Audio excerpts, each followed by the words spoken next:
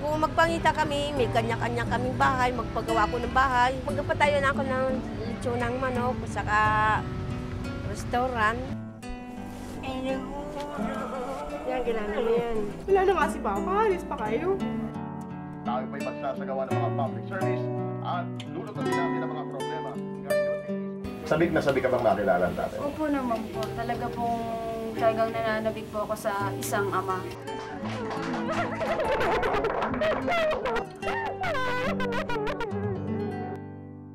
Magandang gabi, ako po si Jessica Soho. Tunghayan natin ang mga istoryang magpapaiyak, magpapangiti at magpapalukso ng ating dugo.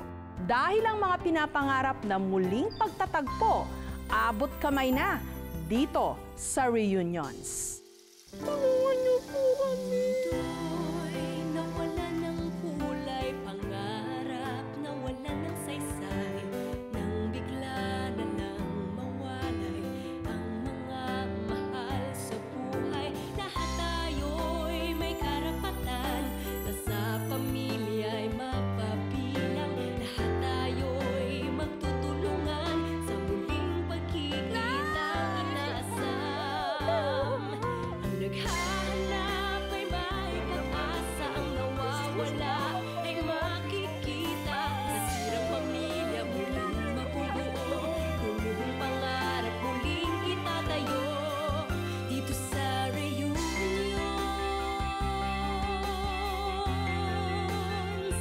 Dito sa Reunions.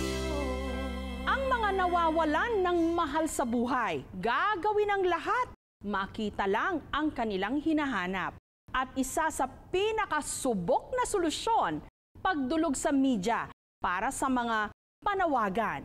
Si Wela, malaki ang pag-asang sa pamamagitan ng radyo, mahanap niya ang nawalay niyang ama. Bago pa nagkaroon ng programang Reunions, may iba ng paraan para mahanap ang mga nawawalang kamag-anak. Pwedeng magpalathala sa mga dyaryo.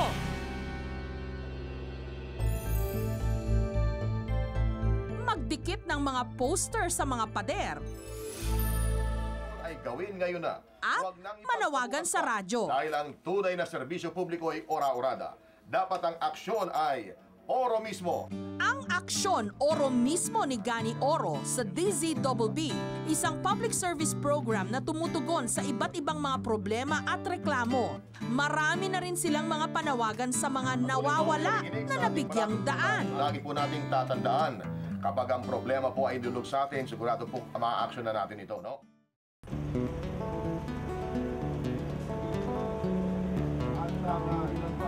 Isa sa mga masugid na tagapakinig ng palatuntunang ito, si Wela, namamasukang kasambahay sa Pasig City.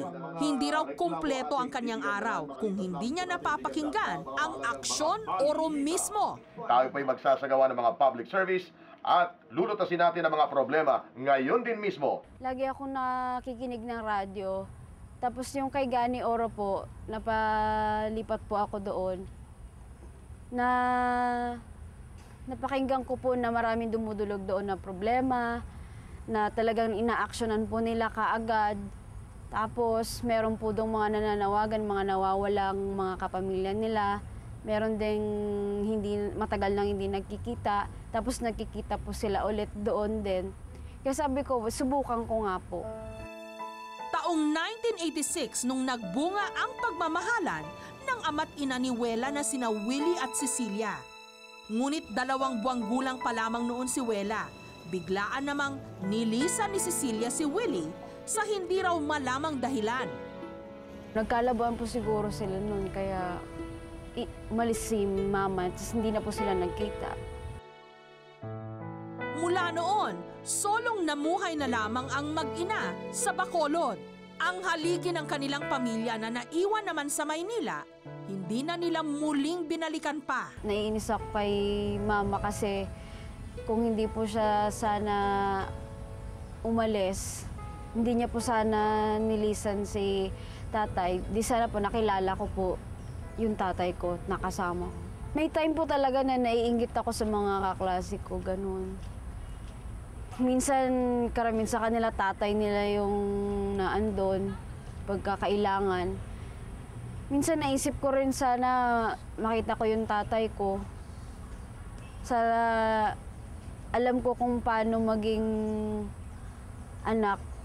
Hanggang sa nakatanggap ng isang balita si Wela tungkol sa trabaho raw ng kanyang ama. May nakapagsabi sa mama ko na nakita raw siya sa TV sa panghapon na lumalabas sa GMA7. Yung sabi, stuntman daw po. Nagbakasakali ako, tumawag po ako sa hotline ng GMA7. Kung meron pong mga agencies ng mga stuntman, re-refer po ako nila doon. Hindi naman po nila daw po alam na may ganoon. Tsaka alam po nila wala pong agencies daw ng mga stuntman kasi direct po daw ng producers yun, nire-recruit. Parang full name ng tatay mo. Kinuha na rin ni Wela ang pagkakataong muling makapanawagan dito. Wilfredo Fortun. Ano nang nagkawalay kayo ng yung nanay mo at tatay mo, sabi mo sanggol pa lamang. Isang lugar ito? Nagkasama po sila sa trabaho sa Green Meadows. Tapos nung isilang daw po ako, mga 2 months po ako, umalis daw po yung nanay ko, kaya po ganoon. Para po kasi may kulang po sa pagkatao po na wala po akong tinatawag na ama. Sabik na sabik ka bang makilala ang tatay mo? Opo naman po, talagang nananabik po ako sa isang ama. Anong unang-unang mong gagawin sa tatay mo? Pag nakita mo ang tunay mong ama. Yayakapin ko po siya. Wela, manawagan ka na sa tatay mo.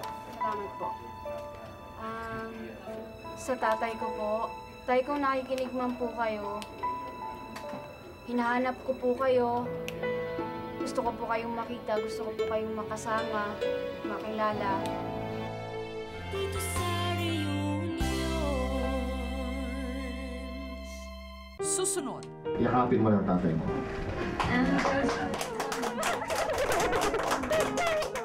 Dito sa reunions. matapos umere ni Wela sa radyo, hindi niya inasahang kaagad-agad may tutugon sa kanyang panawagan. Ito na kaya ang ama na matagal na niyang inaasam-asam na makita.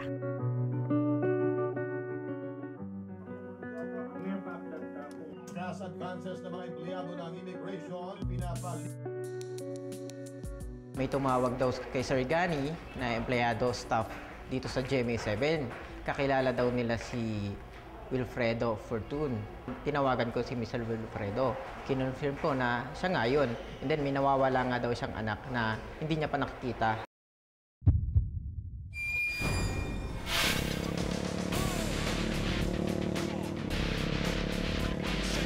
Ang nagpakilalang ama ni Wela, isa palang fight director sa mga teleserye ng GMA7.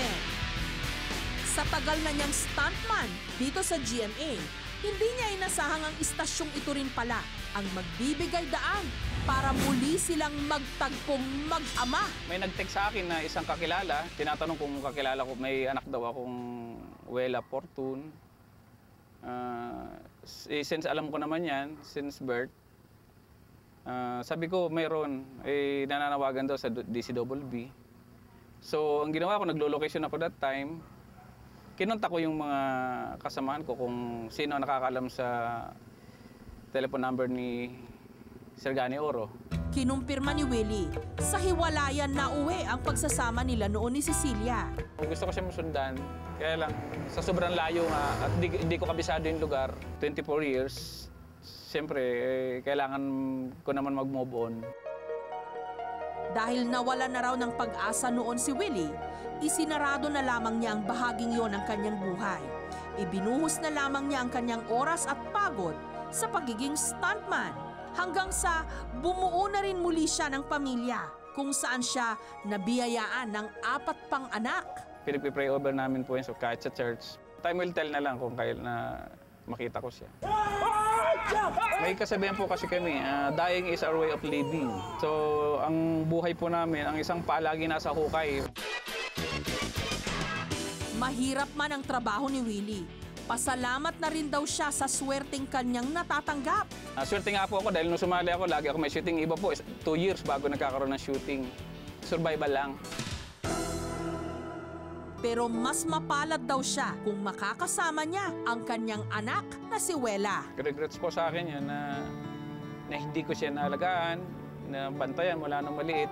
Lahat na lang ng gusto niyang, yung kailangan niya, yung kakulangan niya, ipupunan ko po ngayon. Pagkatapos naming makapanayam si Willie, sinabihan ng mga staff ng programang Aksyon Oro mismo si Wela na bumalik sa kanilang tanggapan. Dahil ang pagmamahal na hinahanap niya sa loob ng mahigit 2 dekada, malapit na niyang maramdaman. Wela, mayroong isang tao na ang pangalan ay Willie Fortune Opo. na nagtatrabaho dito sa GMA. Po. Dito mismo sa GMA, Opo. tatrabaho ang taong ito. Opo. Ito na nga ba ang hinahanap mo? Mr. Willie Fortune. Yes, sir. Siya po ba ang anak niyong nawawala? Hindi po. Siya po? Yakapin mo ng tatay mo.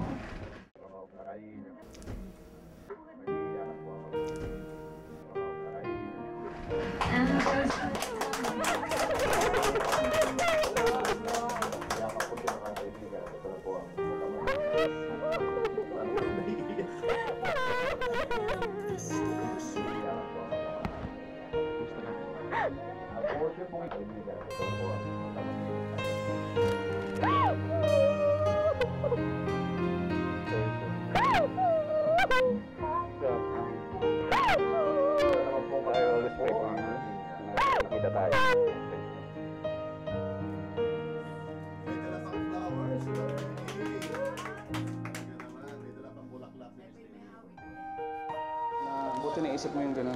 Kasi po gusto ko po talaga kayong hanapin po eh. Hindi ko na po alam yung way. Nagtatanong po ako kila Kuya Paterno. Wala po silang alam. I would like to say sorry, pero kasi hindi naman. Wala na po yung papa. Wala namang. Bigla na lang kasi siya umalis na nagpaalam. So okay ka naman. Okay lang po ako.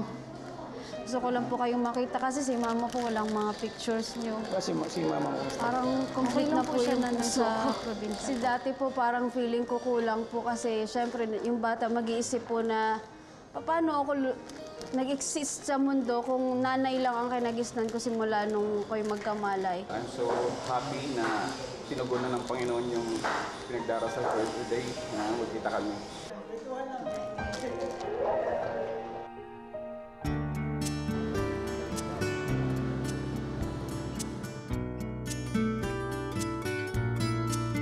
Habang narito tayo sa mundong ibabaw, marami pa tayong mga pagdaraanang pakikipaglaban. Huwag na huwag tayong susuko, basta diretso lang sa pagpasada dahil ang bawat umagang dumaraan, nagbibigay rin ng panibagong pag-asa.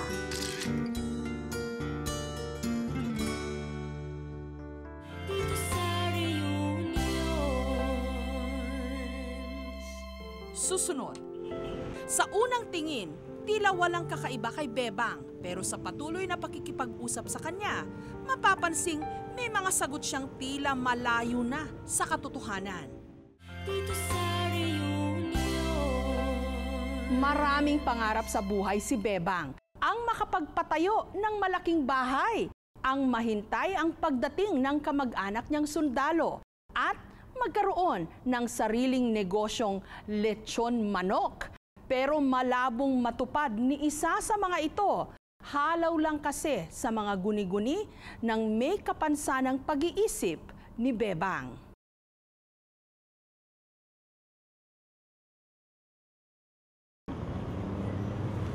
Dito sa Barangay Hall ng Commonwealth sa Quezon City, nakilala namin si Bebang, 40 years old.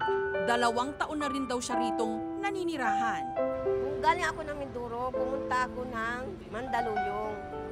Tumuloy muna ako doon mga kulang 5 buwan. Bago pa naitawag nila mga sundalo, pumunta na raw ako dito sa inutos ko magpagawa. Inutos ko mong gawin ng barangay, ay tapos na. Sabi, tapos na, pumunta ka na ron. Sa unang tingin, tila walang kakaiba kay Bebang, pero sa patuloy na pakikipag-usap sa kanya, mapapansing may mga sagot siyang tila malayo na sa katotohanan. Siya inutusan ko magpagawa.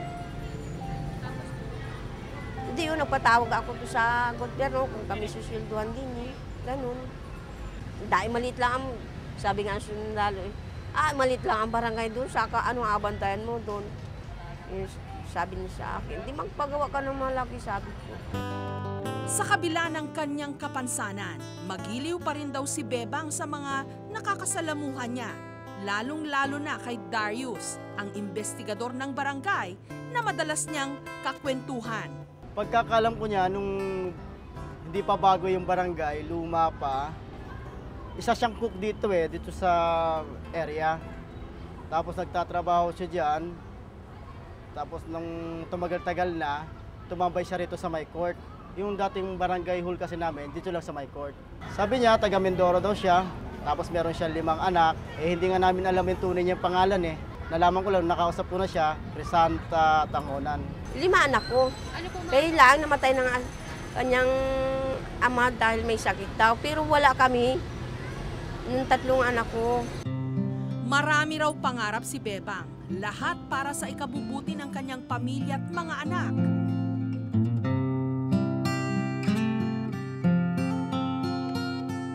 Magpatayo na ako ng lechon ng manok, saka restaurant, mag-alaga ng manok. Gusto ko magpangita kami, may kanya-kanya kaming bahay, magpagawa ko ng bahay, ganun.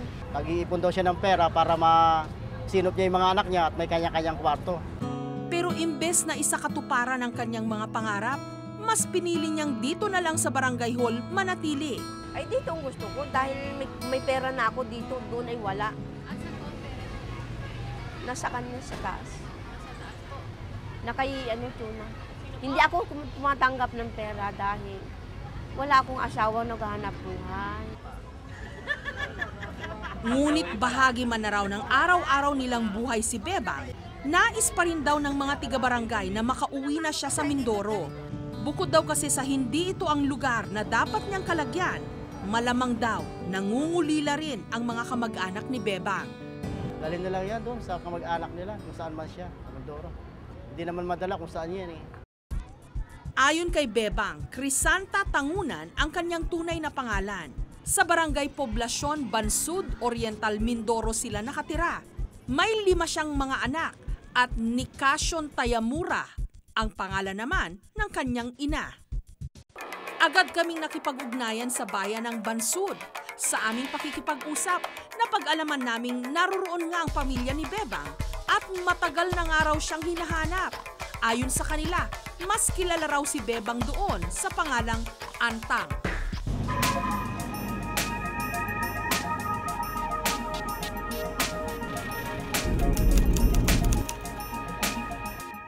Matapos makumpirma ang mga detalyeng ito, binalikan namin si Bebang. Naabutan namin siyang nag-aayos ng gamit. Sinabihan namin siyang aalis muna kami at walang pag-aalinlangan naman siyang sumama sa amin.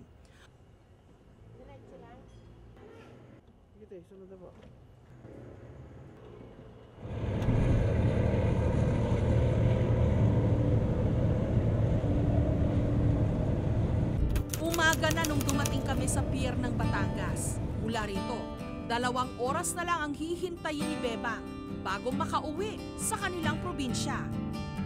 Sa pagbabalik ni Bebang sa kanyang pamilya, ano kaya ang naghihintay sa kanya? Dito sa reunions. Susunod. Yan, kilala mo yan. Kilala mo yan. Anong pangarap ninyo? Hindi ako titira rito. Anong pangarap ninyo? Dito sa reunions. Positibo ang impormasyon. Sa Mindoro matatagpuan ang pamilya ni Bebang o Crisanta sa totoong buhay. Samahan natin siyang tuklasin ang nakaraan, pabalik sa kanyang pinagmulan. Humigit kumulang 8 oras ang aming binaybay bago marating ang bayang pinagmulan ni Bebang, ang Bansud sa Oriental Mindoro. Maya-maya lang, natuntun na namin ang barangay Poblasyon. Pagdating sa barangay hall, agad na kaming nagtanong. Meron po kayong kilalang Nicasio Tayamura dito? Opo, taga Si Tayamura. Opo. Yung Pinay? Oo, yung Pinay. Ang asawa ay namatay na. Opo, taga saan po sila? Sino? Taga dyan lang sa... Dito lang, sa may barangay hall. Pagdating namin sa bahay, isang matanda ang aming naabutan. Siya raw si Nanay Nikasyon, ang sinasabing ina ni Bebang o Antang kung tawagin dito. Kayo po si Nikasyon? Kayo po si Nikasyon? Kung ikaw daw, Mari, si Nikasyon. Nikasyon, Tayamura. Nikasyon. Tangunan. Dito sa bahay na ito, nagkaedad si Nanay Nikasyon at dala na rin ang katandaan. Halos hindi na siya makarinig. 2 lang daw ang kanyang anak at namatay na ang isa. Kaya naman nung nawalay sa kanya si Antang, labis-labis ang nadama niyang kalungkutan. Gusto ko nga makita ng aking anak na nakaisa. Wala na yun, nang isa wala na akong anak, nagkamatay na. Dito sa kanilang lugar, may mga nakakakilala pa rin naman kay Antang. Isa na rito ang kapitbahay nilang si Wilma. Kahit na mayroong kaunti siya sa pag-iisip, nagpaupa siya maggamas.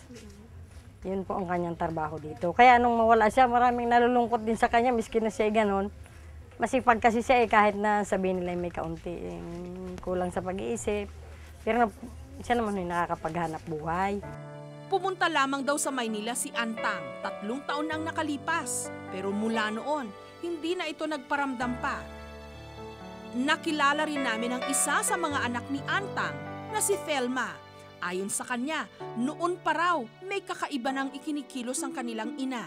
Pag yung minsan, nasa labas ako ng bahay, siya nasa loob, may ginagawa siya, naririnig ko siya magsalita mag-isa. Tapos papasok ako bigla, anong ginagawa mo? Sinasabi mo? Kasi wala ganun lang. Dito naman nakatira si Antang nung ito'y nasa Mindoro pa. Sa bahay na ito raw niya iginuhit ang napakarami niyang mga pangarap. Sabi niya kasi noon, gagawa daw siya, maglilitsyon daw siya. Kaso nga lang, hindi natuloy dahil umalis siya. Tapos hindi rin siya po nakabalik. Ito yung inano niya dati sa litsunan. Hindi naman natuloy. Gawa ng, umalis nga po siya dito. Tapos nagandawala ng mga gamit niya habang siya'y wala. Palibhasa walang matinong gabay ng ina. Lumaking magkakahiwalay ang magkakapatid. Ang panganay na si Rafi, nagtatrabaho sa Puerto Galera. Ang 3 pang iba, malayo na raw din sa kanila. Yung papa ko po, wala na siya, patay na. Tapos yung mga kapatid ko po, tagal na po rin kami magkakahiwalay. Simula pa nung bata kami, pinaghiwalay po kami ng mga tiyahin ko sa ama. Nais pa raw nilang makita si Antang. Hindi na kasi nila alam kung ano ang nangyari sa kanya. Wala siyang makainan, wala siyang matulugan na maayos. Palaboy-laboy lang siya kung saan nagpupunta. Walang makain sa araw-araw. Mumulot lang ng mga pagkain na dapat niyang kainin na pwede pa. Santa, umuwi ka na! At si papa mo namatay na! Ako nag-aisa na lang sa bahay! Mauwi ka na dito. Huwag ka na alis. Bumalik ka na dito kasi kailangan ka ni Lula. Kailangan ka niyang makasama. Kasi nalulungkot na siya. Sana wag mo na siyang iwan, wag ka na rin umalis. Dito ka na lang. Tsaka inihintay ka namin magkakapatid, no? Tsaka inihintay din kita eh. Kasi wala ka dito. Balot ng kadiliman ang bahay pagsapit ng gabi. Pero sa pagkakataong ito, aming bibigyang liwanag ang nangungulilang damdamin ng pamilya ni Antang. Dinala namin sa park sila Antang. Sa kabilang banda, sinundo na rin namin sina Thelma at Nikasyon. Sa pagkakataong ito, kasama na namin ang panganay na anak na si Rafi. Nung narating ang kinaroroonan ni Antang, hindi napigilan ni Nanay Nikasyon ang kanyang damdamin.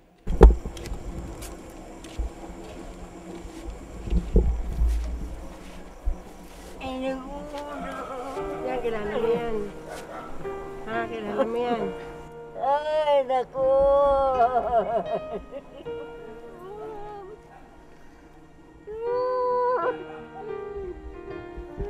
Ay, anong gusto niyo? Anong pangarap ninyo? Hindi ako titira rito. Ha?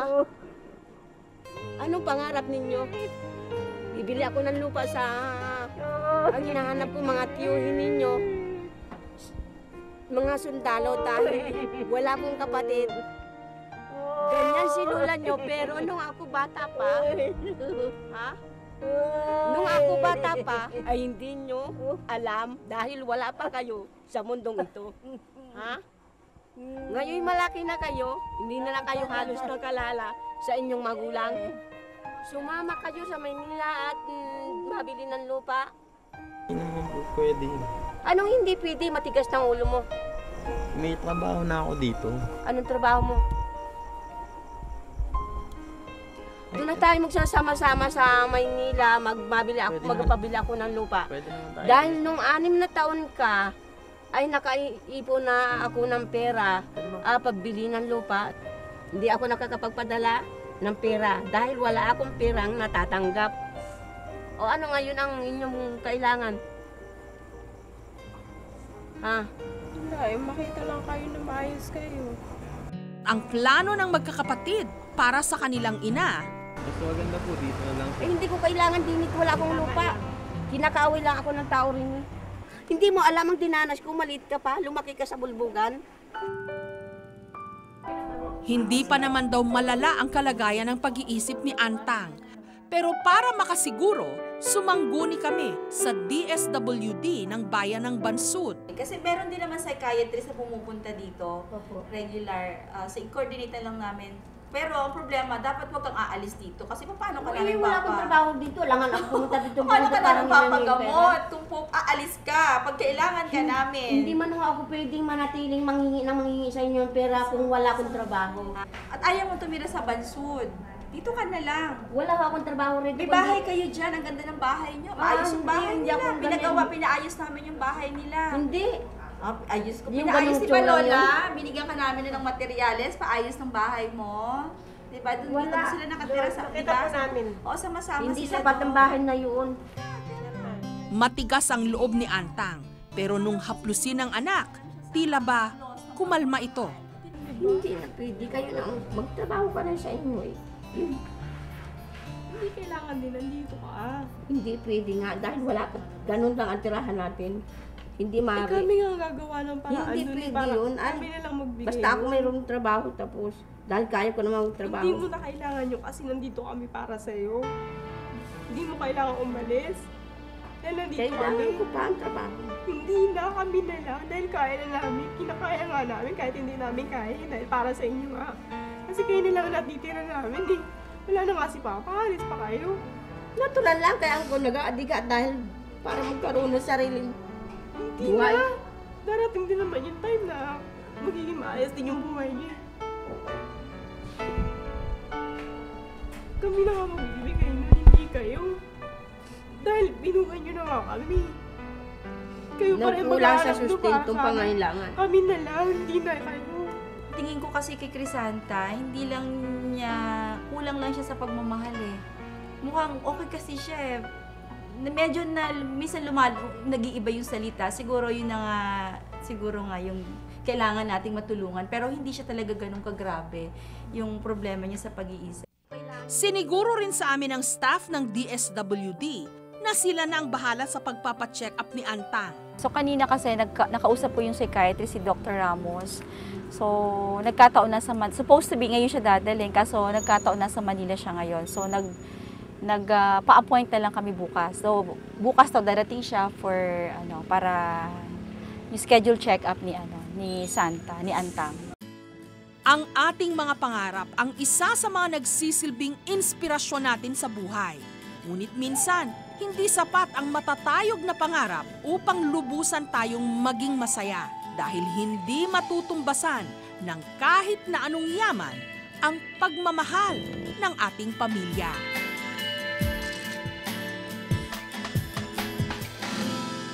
Dito sa reunion, dito sa reunion. Narito ang mga kaso ng mga nawawala na idinulog sa aming programa. Si Jiggy Paulino, 33 years old, huling nakita sa San Pedro, Laguna.